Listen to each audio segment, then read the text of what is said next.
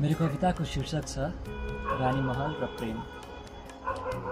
काली गण्डकीको तटमा बसेर सेताम्य रङले रङ्गिएको रानी महलको सानिध्यमा म कल्पिरहेछु एउटा सुफी कविता। प्रेमको उच्चतम प्रतीक मानिने यस महलको पनि समयसँगै उक्किँदै गएका छन् दीवारका पत्रहरू। मलाई डर छ कहीँ हाम्रो प्रेम पनि समयको गर्वमा उक्किँदै जाने त होइन।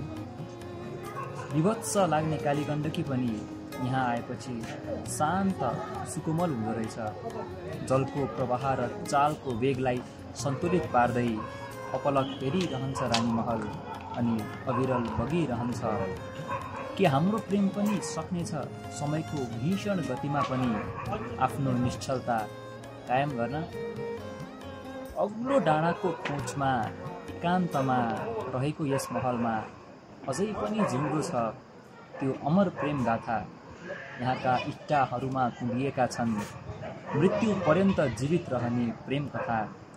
प्रतीक्षा र समर्पण, प्रेम र प्राप्ति सबै एउटै त रहेछन् हैन र? प्रतीक्षा खड्गलाई पनि थियो आफूलाई छाडेर गएकी तेजकुमारीको। कि कहीँ कतै उनी फर्केर आउलिन् र देख्लिन् आफ्नो नाममा समर्पित प्रेमको प्रतिमूर्ति यो विशाल महल।